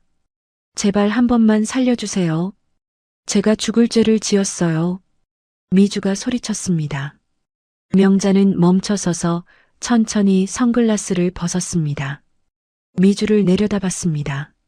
미주가 고개를 드는 순간 눈앞에 서 있는 회장님을 확인했습니다. 자신이 그토록 모욕했던 폐지 할머니였습니다. 공포와 충격으로 입을 다물지 못했습니다. 어떻게? 미주가 떨리는 목소리로 중얼거렸습니다. 명자는 미주를 향해 차가운 눈빛을 보냈습니다. 사람을 급으로 나누는 건 자유지만 그 급이 언제든 뒤집힐 수 있다는 뜻이었습니다. 무언의 꾸짖음이 미주의 뼛속까지 파고들었습니다. 미주는 너무나 큰 충격에 다리에 힘이 풀렸습니다. 그 자리에 주저앉았습니다.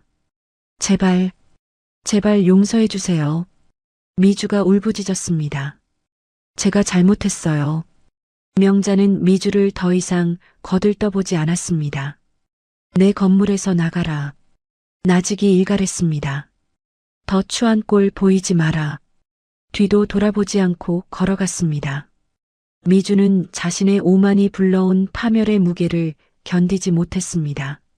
로비 한복판에서 오열했습니다. 이 장면을 멀리서 지켜보던 서윤은 복잡한 감정을 느꼈습니다. 통쾌함보다는 인생의 덧없음을 느꼈습니다. 시어머니가 보여준 품격 있는 복수가 무엇인지 가슴 깊이 새겼습니다. 승리감에 도취되기보다는 어머니의 굽은 등을 보며 안쓰러움을 먼저 느꼈습니다. 명자가 떠난 자리에 남겨진 미주는 지나가는 사람들의 구경거리가 되었습니다. 손에 들려있던 명품 가방은 바닥에 뒹굴었습니다.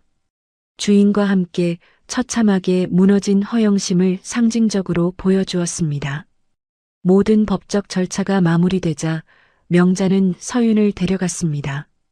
자신의 건물 최상층에 있는 개인 사무실이었습니다.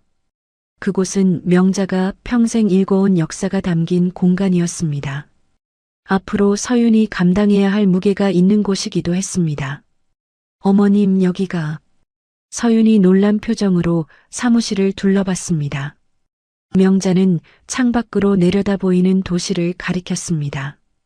이게 다 내 욕심의 결과물이야. 말했습니다. 하지만 이제는 지킬 힘이 없어. 내가 내 눈이 되고 발이 되어달라. 사실상의 후계자 지목을 암시했습니다. 서윤은 시어머니의 깊은 뜻을 이해했습니다. 눈물을 흘리며 고개를 끄덕였습니다. 명자는 서랍에서 낡은 도장 하나를 꺼냈습니다. 서윤의 손에 쥐어주며 말했습니다. 돈은 잃어도 사람은 잃지 마라. 자신이 평생 지켜온 신념을 유언처럼 남겼습니다. 어머님, 서윤이 감동에 벅차 말했습니다. 그날 저녁 명자와 서윤은 집으로 돌아왔습니다. 모처럼 아들 준호까지 불러 삼겹살 파티를 열었습니다. 지글지글 고기 굽는 소리와 함께 집안에 웃음꽃이 피어났습니다. 모든 갈등이 끝난 것 같은 착각을 불러일으켰습니다. 어머니, 고기 더 드세요. 준호가 과잉 친절을 베풀었습니다. 어머니의 재산을 알게 된 후 태도가 180도 바뀌었습니다. 명자는 그런 아들의 속내를 꿰뚫어 봤습니다. 모른 척 고기 한 점을 입에 넣어주며 웃었습니다. 자식 입에 밥 들어가는 게 제일 좋다. 씁쓸하게 말했습니다. 서유는 남편의 가식적인 행동이 불편했습니다. 하지만 오늘만큼은 어머니의 행복을 깨고 싶지 않았습니다. 묵묵히 쌈을 싸서 명자의 입에 넣어 주었습니다. 세 식구의 건배 소리가 거실을 가득 채웠습니다. 폭풍 전의 마지막 평화를 만끽하는 순간이었습니다. 하지만 명자가 물을 마시려다 컵을 놓쳐 바닥에 깨뜨렸습니다. 즐거웠던 분위기는 일순간 정적에 휩싸였습니다. 명자는 깨진 유리 조각을 멍하니 바라봤습니다. 내가 왜 이걸 깼지? 자신도 모르겠다는 표정으로 중얼거렸습니다. 모두의 가슴을 철렁하게 만들었습니다. 깨진 유리 조각을 치우던 서유는 명자의 손이 미세하게 떨리는 것을 발견했습니다. 불안감을 느꼈지만 명자는 애써 태어난 척했습니다. 방으로 들어가는 명자의 뒷모습을 바라보는 준호의 눈빛이 변했습니다. 어머니의 건강을 걱정하는 것이 아니었습니다. 무언가 계산을 끝낸 듯한 서늘한 탐욕으로 번들거렸습니다. 모두가 잠든 새벽 물을 마시러 나온 준호는 안방 문이 살짝 열려 있는 것을 봤습니다. 홀린 듯 다가가 잠든 어머니의 머리맡을 뒤지기 시작했습니다. 베개 밑에서 명자가 소중히 여기던 붉은 수첩을 꺼냈습니다. 거실의 희미한 스탠드 불빛 아래서 내용을 확인했습니다. 수첩을 한 장씩 넘기던 준호의 표정은 경악으로 일그러졌습니다. 수백억 원대에 달하는 재산 목록이 적혀 있었습니다. 그 끝에 적힌 메모를 본 순간 배신감과 분노에 휩싸였습니다. 모든 권한은 며느리 강서윤에게 위임하며 아들 강준호에게는 한 푼도 남기지 않는다. 명자의 친필 메모였습니다. 준호는 수첩을 쥔 손을 부들부들 떨었습니다. 이게 무슨... 붉게 충혈된 눈으로 잠든 어머니와 아내의 방을 번갈아 노려봤습니다. 자신이 핏줄임에도 불구하고 철저히 배제되었다는 사실에 치를 떨었습니다. 이대로 가다가는 어머니가 돌아가신 후 자신은 아무것도 아닌 존재가 될 것이었습니다. 위기감의 어둠 속에서 위험한 결단을 내렸습니다. 다음 날 아침 준호는 출근하는 척하며 집을 나섰습니다. 회사로 가지 않고 곧바로 법무사 사무실을 찾아갔습니다. 성년 후견인 지정 신청과 재산 가처분 금지 신청에 필요한 서류 목록을 받았습니다. 손에는 어머니의 인감도장이 몰래 들려 있었습니다. 한편 명자는 아침부터 없어진 수첩을 찾고 있었습니다. 온 집안을 뒤집어 놓으며 극도의 불안 증세를 보였습니다. 내 수첩이 어디 갔지? 명자가 이리저리 뒤지며 말했습니다. 서윤이 무엇을 찾으시냐고 물었습니다. 명자는 며느리를 알아보지 못한 채 소리쳤습니다. 도둑이야. 내가 내 돈 훔쳐갔지? 서윤을 밀쳐냈습니다. 충격적인 상황이 벌어졌습니다. 바닥에 넘어진 서윤은 멍하니 명자를 올려다봤습니다. 명자는 잠시 후 정신이 돌아온 듯 자신의 손을 내려다보며 사색이 되었습니다. 이미 깨져버린 신뢰와 시작된 치매의 공포는 거실의 공기를 무겁게 짓눌렀습니다. 다가올 파국을 예고하고 있었습니다. 준호가 몰래 신청한 법적 절차가 진행되는 동안 명자의 상태는 급격히 악화되었습니다. 낮과 밤을 구분하지 못하고 베란다에 나가 누군가를 하염없이 기다렸습니다. 그녀가 기다리는 대상은 죽은 남편도 아들도 아니었습니다. 30년 전 가난 때문에 잃어버린 딸 예진이었습니다. 예진아, 어디 있니? 명자가 베란다에서 중얼거렸습니다. 서유는 회사를 휴직하고 명자를 24시간 간호하기로 결심했습니다. 퇴근하고 돌아온 준호는 노골적으로 본색을 드러냈습니다. 이제 그만 요양원으로 보내자. 준호가 말했습니다. 이러다 우리 다 죽어. 서유는 어머니가 정신이 온전하실 때 유언하신 뜻을 따라야 한다며 남편에게 맞섰습니다. 어머님 뜻이 뭔지 알잖아요. 서윤이 단호하게 말했습니다. 준호는 비웃으며 대답했습니다. 노망난 노인네가 쓴 종이 쪼가리가 무슨 효력이 있어? 자신이 이미 성년후견인 신청을 했음을 폭로했습니다. 서윤은 남편의 비열한 행동에 말문이 막혔습니다. 뺨을 올려붙이려다 떨리는 손을 거두고 싸늘한 눈빛으로 그를 경멸했습니다. 부부의 고성이 오가는 사이 방 안에 갇혀있던 명자는 공포에 질렸습니다. 과거 빚쟁이들에게 시달리던 트라우마가 되살아났습니다. 창문을 열고 맨발로 집 밖으로 탈출을 감행했습니다. 눈 내리는 골목길을 헤매며 환영 속의 딸을 찾아 정처 없이 걷기 시작했습니다. 뒤늦게 명자가 사라진 것을 알게 된 서윤은 외투도 걸치지 못한 채 뛰쳐나갔습니다. 동네를 샅샅이 뒤지며 어머니를 찾아 헤맸습니다. 어머님, 어디 계세요? 서윤이 골목골목을 뛰어다니며 소리쳤습니다. 준호 역시 당황하여 차를 끌고 나왔습니다. 하지만 그의 걱정은 어머니의 안위보다 다른 곳에 쏠려 있었습니다.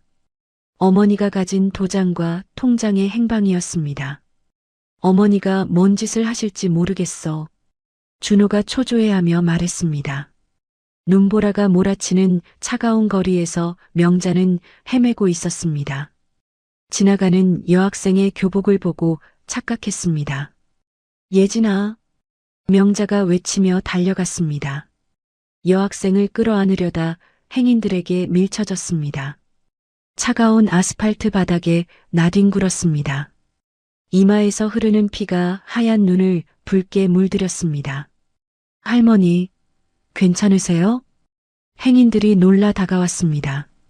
예진아, 내 예진이 어디 갔니? 명자가 중얼거렸습니다. 멀리서 경찰차 사이렌 소리가 들려왔습니다. 쓰러진 명자의 손에는 서윤이 사준 털장갑 한 짝만이 쥐어져 있었습니다. 기억을 잃어가는 와중에도 며느리에 대한 사랑만큼은 놓지 않으려는 처절한 본능이었습니다. 응급실에서 의식을 찾은 명자는 이마에 붕대를 감은 채 멍한 눈으로 천장을 응시했습니다. 연락을 받고 달려온 서윤이 어머니의 손을 잡았습니다. 어머님, 저 알아보시겠어요? 서윤이 울먹이며 말했습니다. 하지만 명자는 서윤을 낯선 사람 보듯 쳐다봤습니다. 고개를 돌려버렸습니다. 어머님, 서윤의 목소리가 떨렸습니다. 뒤이어 도착한 준호는 의사에게 어머니의 인지 능력이 상실되었음을 확인받았습니다. 마음 한구석으로는 기다렸던 순간이었습니다. 서윤을 복도로 끌고 나가 말했습니다. 이제 법적으로 내가 보호자야. 어머니 재산 관리도 거치 문제도 내가 결정할 테니 빠져. 며느리의 접근을 차단하려 했습니다. 서윤은 절규했습니다. 어머니가 평생을 바쳐 지킨 건 돈이 아니라 가족이에요. 당신은 아들 자격도 없어요. 준호는 코웃음을 쳤습니다. 그 가족을 위해 어머니가 날 어떻게 방치했는지 알아? 묵혀둔 원망을 쏟아냈습니다. 돈 버느라 졸업식 한 번 안 온 사람이라고. 명자의 병실 문은 굳게 닫혔습니다. 준호는 간호사 데스크에 서서 지시했습니다. 자신이 유일한 직계 가족이니 저 여자는 얼씬도 못하게 하라. 들여보내면 경찰을 부르겠다. 어머니를 독점함으로써 불안감을 감추려는 못난 아들의 바닥을 드러냈습니다. 준호는 변호사를 대동하고 병실로 들어갔습니다. 명자에게 서류에 지장을 찍게 하려 했습니다. 하지만 명자는 본능적인 거부감으로 손을 뿌리쳤습니다. 난동을 피웠고 링거대가 넘어지고 약병이 깨지며 병실 안은 난장판이 되었습니다. 싫어. 하기 싫어. 명자가 소리쳤습니다. 준호가 잠시 의사와 이야기하는 틈을 타 서윤이 병실로 들어갔습니다. 침대 위에서 결박된 채 허공을 응시하는 명자를 봤습니다. 달려가 끌어안으며 울부짖었습니다. 어머님, 제가 왔어요. 알아보시겠어요? 병실 안의 정막을 깨뜨렸습니다. 준호가 돌아와 서윤의 도끼에 질린 듯 한 발 물러섰습니다. 좋아, 법대로 하자. 차갑게 통보했습니다. 곧 요양병원 이송차가 올 거야. 병실을 나갔습니다. 서윤은 덜덜 떠는 명자를 끌어안았습니다. 이 밤이 지나면 영영 이별할지도 모른다는 공포에 휩싸였습니다. 준호가 떠난 뒤 서윤은 명자의 짐을 챙기기 시작했습니다. 명자가 입고 있던 패딩 조끼 안주머니에서 낡은 대학 노트 한 권을 발견했습니다. 겉표지에는 사랑하는 우리 아들 준호에게라는 빛바랜 글씨가 적혀 있었습니다. 서윤이 떨리는 손으로 노트를 펼쳤습니다. 명자가 젊은 시절부터 준호에게 차마 하지 못했던 말들이 적혀 있었습니다. 매일 밤 일기처럼 적어 내려간 눈물 자국으로 얼룩진 문장들이었습니다. 준호야, 오늘도 엄마가 늦게 들어와서 미안해. 졸업식 못 가서 미안해. 엄마가 돈을 벌어야 우리 아들 굶기지 않으니까. 딸아이 보낸 죄책감에 너라도 살리려고 악착같이 살았어. 엄마를 용서하지 마라. 서윤은 일기장을 읽어내려가며 하염없이 눈물을 쏟았습니다. 명자가 아들을 방치한 것이 아니었습니다. 가난이라는 지옥에서 아들을 건져내기 위해 자신의 모든 삶을 갈아 넣었던 것입니다. 처절한 희생의 기록이었습니다. 그때 병실 문이 열리고 요양병원 이송 요원들이 들이닥쳤습니다. 서윤은 일기장을 품에 안은 채 명자의 침대 난간을 붙잡고 버텼습니다. 하지만 건장한 요원들의 힘에 밀려 바닥으로 내동댕이 쳐졌습니다. 끌려가던 명자는 서윤이 바닥에 쓰러지는 모습을 봤습니다. 순간적으로 눈빛이 돌아왔습니다. 내 며느리한테 손대지 마라. 천둥 같은 고함을 질렀습니다. 그 서슬퍼런 기세에 요원들이 멈칫했습니다. 병실의 정적을 깨는 묵직한 목소리가 들려왔습니다. 병실 입구에는 명자의 오랜 고문 변호사가 서 있었습니다. 그의 뒤에는 준호가 숨기고 싶어 했던 서류들이 들려 있었습니다. 명자의 진짜 유언 공증 서류와 법원의 임시 후견인 지정 명령서였습니다. 상황의 반전을 예고했습니다. 변호사는 준호에게 다가갔습니다. 강준호 씨가 신청한 후견인 지정은 기각되었습니다. 차분하게 선고했습니다. 회장님은 이미 1년 전 치매 진단을 받자마자 저를 임해 후견인으로 지정해 두셨습니다. 준호는 말도 안 된다며 악을 썼습니다. 내가 아들인데 왜 이래요? 변호사는 태블릿 PC를 꺼내 영상을 재생했습니다. 명자가 미리 녹화해둔 영상 유언이었습니다. 영상 속에 멀쩡한 명자가 말하고 있었습니다. 내 아들이 재산을 탐내 나를 버리려 한다면 상속권 박탈은 물론 접근 금지를 신청합니다. 단호한 목소리였습니다. 영상 속 명자는 눈물을 글썽이며 덧붙였습니다. 하지만 내 며느리 서윤이는 피 한 방울 안 섞였어도 내 딸이고 보호자입니다. 모든 결정권은 서윤이에게 줍니다. 이를 본 서윤은 바닥에 주저앉아 오열했습니다. 준호는 다리에 힘이 풀려 벽에 기대어 주저앉았습니다. 서윤은 품에 안고 있던 명자의 낡은 일기장을 준호 앞에 던졌습니다. 이게 어머니 마음이에요. 돈 때문에 눈이 멀어서 진짜 유산이 뭔지도 모르는 불쌍한 사람. 준호는 떨리는 손으로 일기장을 집어들었습니다. 일기장을 한 장 한 장 넘기던 준호의 눈동자가 심하게 흔들렸습니다. 자신의 어린 시절 사진과 함께 내 생명보다 귀한 아들이라고 적힌 페이지에서 멈춰 섰습니다. 평생 어머니를 오해하고 원망했던 세월의 무게에 짓눌렸습니다. 신음 같은 울음을 터뜨렸습니다. 침대에 멍하니 앉아있던 명자는 통곡하는 아들을 물끄러미 바라봤습니다. 앙상한 손을 뻗어 준호의 눈물을 닦아주었습니다. 아가, 누가 너 때렸냐? 50년 전 어린 아들을 달래던 그 말투였습니다. 울지 마라, 애미가 혼내줄게. 준호의 가슴을 갈기갈기 찢어 놓았습니다. 준호는 어머니의 거친 손길을 느끼며 무릎을 꿇었습니다. 엄마, 내가 잘못했어요. 통곡하며 명자의 다리를 붙잡고 무너져 내렸습니다. 정말 잘못했어요.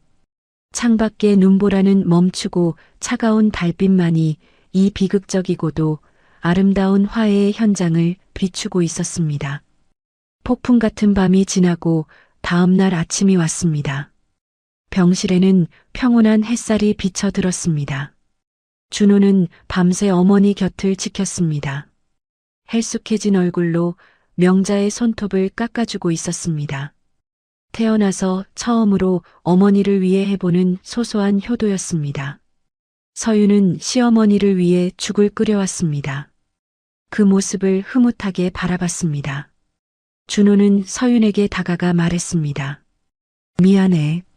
정말 면목 없어. 고개를 들지 못했습니다. 서윤은 말없이 준호의 어깨를 토닥였습니다. 그를 용서하고 받아주었습니다. 명자는 정신이 돌아오지 않은 상태였습니다.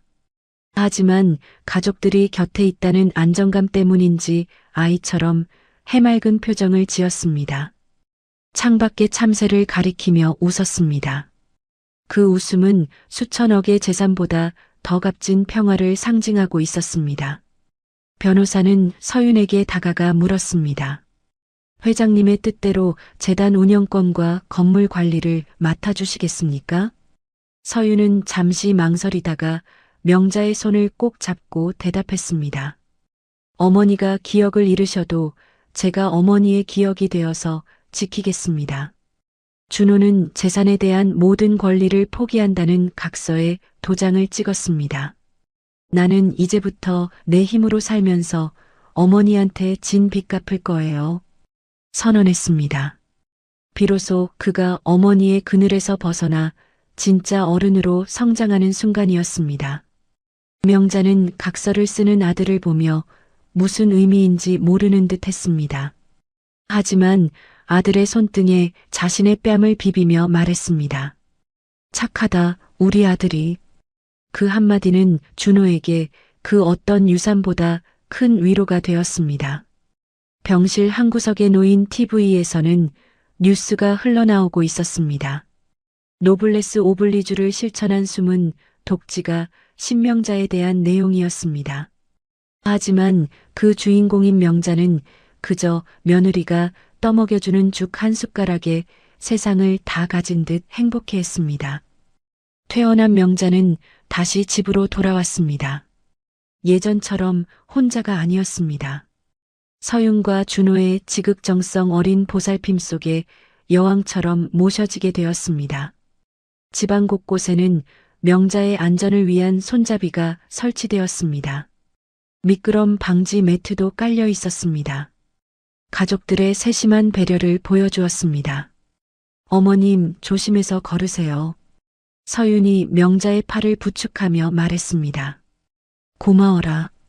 명자가 미소 지었습니다. 서윤은 다니던 회사를 그만뒀습니다. 명자가 설립한 장학재단의 이사장 대행으로 취임했습니다. 취임식 날 서윤은 명품 정장 대신 시어머니가 즐겨 입던 단정한 블라우스를 입었습니다. 단상에 올라 연설했습니다. 화려한 건물이 아니라 사람을 키우는 것이 설립자의 뜻입니다. 서윤의 말에 큰 박수가 터졌습니다. 참석자들이 감동하며 박수를 쳤습니다. 준호도 변화했습니다. 다니던 대기업을 그만두고 어머니의 건물관리소장으로 취직했습니다. 과거 자신이 어머니를 부끄러워했던 그 현장에서 빗자루를 들고 바닥을 쓸었습니다. 이제야 어머니 마음을 알겠어요. 준호가 혼잣말을 했습니다. 어머니가 흘렸던 땀의 무게를 몸소 체험하는 속죄의 날들이었습니다. 망했던 미주는 작은 분식집을 열어 재기하려 노력하고 있었습니다. 서윤은 재단 이름으로 미주의 가게에 쌀을 기부했습니다. 명자의 메시지를 대신 전해주었습니다. 열심히 살면 기회는 온대요. 서윤이 미주에게 말했습니다. 미주는 눈물을 흘리며 과거의 잘못을 진심으로 뉘우쳤습니다. 정말 고마워요. 다시는 그런 짓 안 할게요. 명자의 상태는 호전과 악화를 반복했습니다. 하지만 가족들은 더 이상 당황하지 않았습니다. 명자가 예진이를 찾으면 서윤이 딸이 되어 주었습니다. 영감을 찾으면 준호가 남편이 되어 주었습니다. 그녀의 세계에 맞춰주는 법을 터득해 나갔습니다. 예진아, 밥 먹었니? 명자가 서윤을 보며 말했습니다. 네, 엄마. 맛있게 먹었어요. 서윤이 자연스럽게 대답했습니다. 어느 날 오후 명자는 정신이 맑아진 순간이 있었습니다. 서윤을 마당으로 불러내어 낡은 장독대 뒤를 가리켰습니다. 작은 항아리 하나가 숨겨져 있었습니다. 서윤이 뚜껑을 열자 500원짜리 동전들이 가득 채워져 있었습니다. 이건 우리 며느리 나중에 늙어서 붕어빵 사 먹으라고 모은 거다. 명자의 말에 서윤은 가슴이 벅찼습니다. 항아리를 보니 반짝이는 500원짜리 사이사이에 꼬질꼬질한 100원짜리와 녹슨 10원짜리까지 섞여 있었습니다. 동전 하나하나에 배어있는 명자의 손때와 자신을 위해서는 껌 한 통도 아꼈던 시어머니의 지독한 사랑을 확인했습니다. 서윤은 그 자리에 주저앉아 아이처럼 엉엉 울었습니다. 서윤은 시어머니의 기억이 완전히 사라지기 전에 추억을 남겨드리고자 했습니다. 리마인드 웨딩 같은 가족사진 촬영을 기획했습니다. 명자는 하얀 드레스 대신 자신이 젊은 시절 입었던 고운 한복을 꺼내 입었습니다. 수줍게 웃었습니다. 사진관에서 명자는 카메라 렌즈를 보며 자꾸만 굳어버렸습니다. 준호가 앞에서 재롱을 피우고 서윤이 손을 잡아주자 비로소 긴장이 풀렸습니다. 소녀처럼 환한 미소를 지었습니다. 셔터 소리와 함께 그 찰나의 행복은 영원히 기록되었습니다. 촬영 후 가족들은 명자가 평소 가고 싶어 했던 바닷가로 여행을 떠났습니다. 겨울바다의 찬 바람에도 명자는 시원하다며 좋아했습니다. 가슴이 뻥 뚫린다. 명자가 웃으며 말했습니다. 준호는 어머니를 업고 백사장을 걸었습니다. 엄마, 이제 무거운 짐 다 내려놓고 쉬세요. 속삭였습니다. 바닷가 횟집에서 명자는 회를 먹다 말고 갑자기 서윤에게 쌈을 싸서 입에 넣어 주었습니다. 고맙다, 내 딸 해줘서. 또렷하게 말했습니다. 치매에 걸린 이후 처음으로 서윤을 며느리가 아닌 딸로 인정한 결정적인 순간이었습니다. 서윤은 입안 가득 퍼지는 쌈의 맛과 함께 목구멍으로 넘어오는 뜨거운 감정을 삼켰습니다. 피보다 진한 것이 정이고 나은 정보다 기른 정이라는 것을 깨달았습니다. 서로를 지키려는 마음이 진짜 가족을 만든다는 것을 알았습니다. 밤바다 앞에서 불꽃놀이를 했습니다. 명자는 타오르는 불꽃을 보며 회한 섞인 독백을 남겼습니다. 인생이 저렇게 잠깐 반짝하고 마는 건데 왜 그리 아등바등 살았을까? 그 말은 준호와 서윤의 가슴에 깊은 울림을 남겼습니다. 숙소로 돌아온 명자는 잠자리에 들기 전 서윤의 손바닥에 자신의 도장을 쥐어주었습니다. 이제 나는 쉴 테니 너희들이 알아서 잘하라. 삶의 모든 권한과 책임을 다음 세대에게 온전히 넘겨주는 의식을 마쳤습니다. 여행에서 돌아온 후 명자의 기력은 눈에 띄게 쇠약해졌습니다. 대부분의 시간을 잠으로 보내게 되었습니다. 하지만 얼굴에는 고통이나 불안 대신 평온함만이 감돌았습니다. 마치 긴 여행을 끝내고 집으로 돌아갈 준비를 하는 사람처럼 보였습니다. 서윤은 명자의 곁을 지키며 그녀가 좋아했던 노래를 불러주었습니다. 옛날 이야기를 들려주기도 했습니다. 명자는 눈을 감은 채 미세하게 손가락을 까딱거렸습니다. 며느리의 목소리에 반응하고 있었습니다. 준호는 퇴근길마다 명자가 좋아했던 군고구마나 홍시를 사들고 왔습니다. 어머니의 머리맡에 놓아두었습니다. 비록 명자가 먹지 못할지라도 냄새라도 맡게 해주고 싶은 아들의 애틋한 마음이었습니다. 어느 늦은 밤 명자는 갑자기 눈을 번쩍 떴습니다. 서윤을 부르더니 장롱 밑을 가리키며 힘겹게 말을 꺼냈습니다. 서윤이 장롱 밑을 더듬어 찾아낸 것은 낡은 베네저고리 한 벌과 꼬깃꼬깃한 편지 한 통이었습니다. 그것은 죽은 딸 예진이 입던 베네저고리와 명자가 딸을 보내며 썼던 참회의 편지였습니다.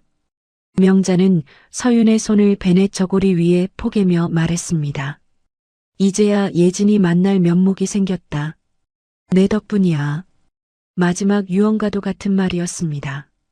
서윤은 명자가 자신을 통해 죽은 딸에 대한 죄책감을 씻었음을 직감했습니다. 비로소 편안하게 떠날 준비를 마쳤음을 알았습니다. 흐르는 눈물을 닦으며 대답했습니다.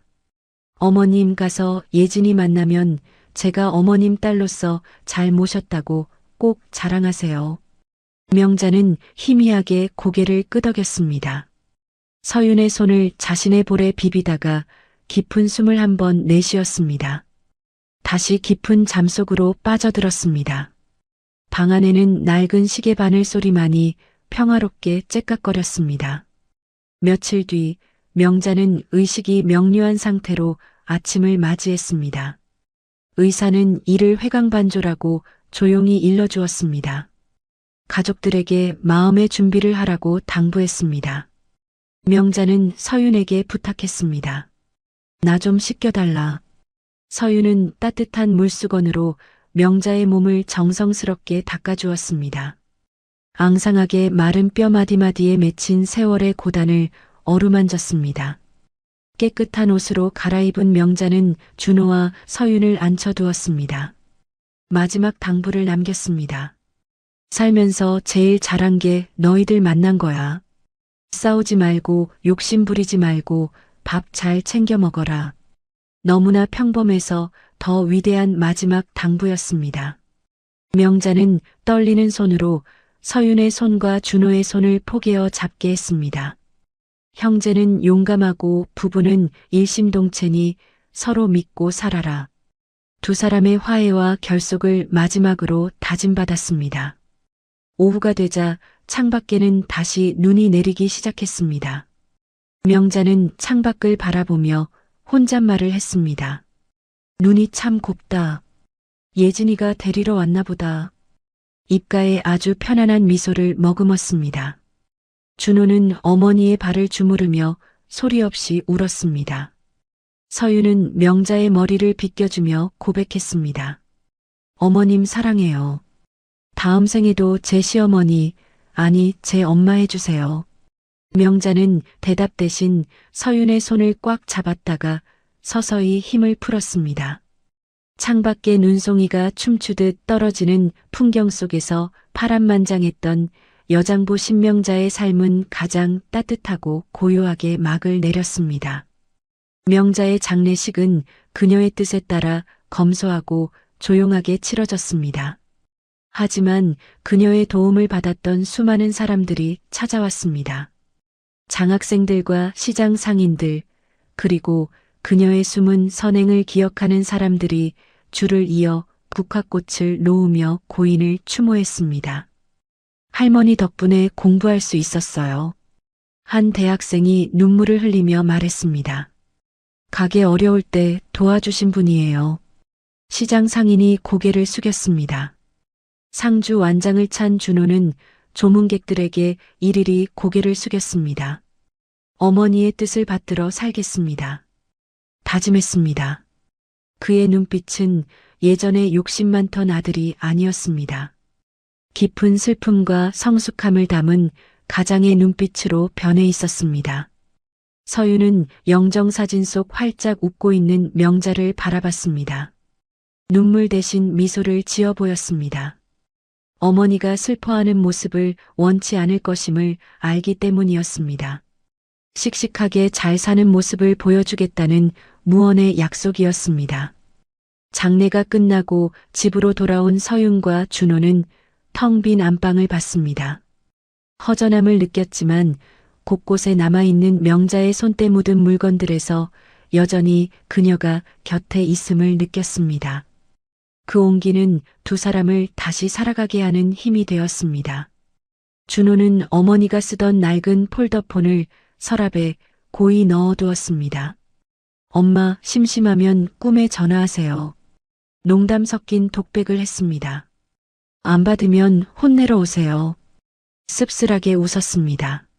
서윤은 부엌에서 명자가 가르쳐준 대로 된장찌개를 끓였습니다. 보글보글 끓는 소리와 구수한 냄새가 집안을 채웠습니다. 마치 명자가 간 좀 보라며 툭 튀어나올 것만 같았습니다. 잠시 국자를 든 채 멍하니 서 있었습니다. 두 사람은 마주 앉아 밥을 먹으며 명자의 빈자리를 슬퍼하기보다 그녀와 함께했던 즐거운 기억들을 이야기했습니다. 웃음꽃을 피웠습니다. 그렇게 산 사람은 산 사람의 몫을 해내며 일상으로 복귀했습니다. 시간이 흘러 겨울이 가고 따스한 봄이 찾아왔습니다. 명자의 낡은 주택은 새로운 모습으로 변했습니다. 신명자 기념 도서관이라는 작은 현판을 달고 동네 아이들을 위한 공부방으로 개조되었습니다. 새로운 생명을 얻었습니다. 도서관이 생겼다. 동네 아이들이 신나게 뛰어왔습니다. 도서관 마당에는 명자가 좋아했던 라일락 나무가 심어졌습니다. 그 아래 벤치에는 작은 동판이 놓여 있었습니다. 나눔이 가장 큰 부자다라는 명자의 어록이 새겨져 있었습니다. 반짝이며 방문객들을 맞이했습니다. 재단 이사장이 된 서윤은 바쁜 일정 속에서도 매주 도서관을 찾았습니다. 아이들에게 간식을 나눠주고 책을 읽어주었습니다. 시어머니가 남긴 사랑의 씨앗을 부지런히 퍼뜨리는 정원사가 되었습니다. 이사장님, 안녕하세요. 아이들이 배꼽 인사를 했습니다. 건물관리소장으로 자리 잡은 준호는 세입자들에게 새로운 모습을 보였습니다. 갑질없는 건물, 상생하는 건물을 모토로 내세웠습니다. 착한 건물주 아들로 칭송받았습니다. 가끔 미주의 분식집에 들러 떡볶이를 사 먹었습니다. 지난날의 악연을 소탈한 웃음으로 털어버렸습니다. 사장님, 떡볶이 하나요. 준호가 미주에게 말했습니다. 네, 금방 해드릴게요. 미주가 밝게 대답했습니다. 서윤과 준호 부부는 주말이면 명자의 산소를 찾아갔습니다. 도시락을 까먹으며 소풍 같은 성묘를 즐겼습니다. 비석을 닦는 그들의 손길에는 의무감이 아닌 그리움과 사랑이 가득 배어 있었습니다. 산소 옆에는 작은 아기 묘비 하나가 더 세워져 있었습니다. 바로 명자가 평생 가슴에 묻었던 딸 예진의 작은 묘지였습니다. 서윤이 명자의 유언대로 두 사람을 나란히 잠들게 했습니다. 죽어서나마 모녀의 한을 풀어준 것이었습니다. 어머님, 예진이랑 잘 지내세요. 서윤이 비석을 쓰다듬으며 말했습니다. 바람이 불어와 비석 주변의 코스모스가 하늘거렸습니다. 서윤은 명자가 잘하고 있다, 내 새끼들이라며 머리를 쓰다듬어주는 것 같은 착각에 행복한 미소를 지었습니다. 하늘을 올려다봤습니다. 어느 화창한 오후 서윤은 도서관 벤치에 앉아 명자가 남겨준 낡은 붉은 수첩을 펼쳐보고 있었습니다. 수첩의 마지막 페이지에는 서윤이 미처 발견하지 못했던 글씨가 한 줄 더 적혀 있었습니다. 삐뚤빼뚤한 글씨였지만 명자의 마지막 메시지였습니다. 서윤아, 다음 생에는 내가 내 딸로 태어나마. 그때는 내가 너한테 효도할게. 명자의 마지막 유머이자 진심이 담긴 그 문장을 읽으며 서윤은 웃음을 터뜨렸습니다. 뺨 위로 따뜻한 눈물이 주르륵 흘러내렸습니다. 그때 학교를 마친 동네 아이들이 우르르 몰려왔습니다. 이사장님 안녕하세요. 배꼽 인사를 했습니다. 서윤은 아이들 속에서 환하게 웃고 있는 명자의 어린 시절 모습을 본 것 같아 눈을 비볐습니다. 서윤은 자리에서 일어나 아이들에게 다가갔습니다. 명자가 그랬던 것처럼 아이들의 콧물을 닦아주고 옷매무새를 다듬어 주었습니다. 그녀의 등 뒤로 따사로운 봄 햇살이 축복처럼 쏟아져 내렸습니다. 서윤의 눈에 도서관 한 구석에 세워진 명자의 낡은 리어카가 들어왔습니다. 더 이상 고단한 노동의 도구가 아니었습니다. 아이들이 타고 노는 놀이 기구처럼 알록달록하게 색칠되어 있었습니다. 아이들이 리어카를 밀고 당기며 까르르 웃는 소리가 도서관 마당을 가득 채웠습니다. 서윤은 그 웃음소리 속에서 명자의 호탕한 웃음소리를 들었습니다. 죽음이 끝이 아니라 사랑의 또 다른 시작임을 확인했습니다. 서윤은 휴대폰을 꺼내 명자의 사진을 배경화면으로 설정했습니다. 마음속으로 말을 걸었습니다. 어머님, 오늘 날씨가 참 좋아요. 꽃놀이 가기 딱 좋은 날이에요. 그때 준호가 양손 가득 간식을 들고 대문을 들어섰습니다. 여보, 애들 간식 사왔어. 외쳤습니다. 서윤은 남편의 모습에서 시어머니의 넉넉한 인심을 발견했습니다. 환하게 웃어주었습니다. 서윤과 준호는 아이들에게 둘러싸여 간식을 나눠주며 행복해했습니다. 그 모습을 지켜보는 듯한 명자의 영정 사진이 따뜻하게 미소 짓고 있었습니다. 과거와 현재, 죽은 자와 산 자가 사랑으로 하나 되는 순간이었습니다. 도서관 마당 한켠에는 명자의 낡은 리어카가 놓여 있었습니다. 그 리어카 위에는 이제 폐지가 아닌 예쁜 꽃 화분들이 가득 실려 있었습니다. 고단했던 그녀의 삶이 꽃으로 피어났음을 상징적으로 보여주었습니다. 라일락 꽃잎이 바람에 흩날렸습니다. 어디선가 밥은 먹었냐? 라는 명자의 투박하지만 정겨운 목소리가 환청처럼 들려왔습니다. 도서관 현판 아래 신명자 여사의 사랑을 기리며라는 작은 글귀가 햇빛을 받아 반짝였습니다. 옹기종기 모여있는 동네의 평화로운 정경 속에서 명자의 사랑은 계속 이어지고 있었습니다. 서윤은 아이들과 함께 웃으며 생각했습니다. 진정한 유산은 돈이 아니라 사랑이었습니다. 그리고 그 사랑은 대를 이어 계속 흘러갈 것이었습니다. 먼 하늘에서는 명자가 딸 예진과 함께 이 모든 광경을 내려다보며 흐뭇하게 웃고 있을 것 같았습니다.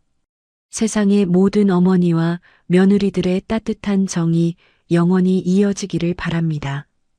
때로는 가장 작은 사랑이 가장 큰 기적을 만듭니다. 명자 할머니의 이야기는 우리에게 보여줍니다. 진정한 부는 돈이 아니라 서로를 아끼는 마음이며 가족이란 피보다 진한 정으로 이어진다는 것을 말이죠. 서윤이 보여준 변함없는 효심과 준호가 깨달은 뒤늦은 회개, 그리고 명자 할머니의 숨겨진 사랑까지, 이 모든 것들이 우리에게 전하는 메시지는 분명합니다. 사람을 함부로 판단하지 말 것, 그리고 곁에 있는 소중한 사람들을 놓치지 말라는 것입니다. 오늘도 누군가의 작은 관심 한마디가, 따뜻한 손길 하나가 다른 이의 인생을 바꿀 수 있습니다. 우리 모두 명자 할머니처럼 사랑을 나누는 사람이 되어보면 어떨까요? 이야기를 끝까지 들어주신 분이 계시다면 잘 들었다고 댓글 하나만 남겨주시면 많은 분들에게 따뜻함을 나눌 수 있습니다. 감사합니다.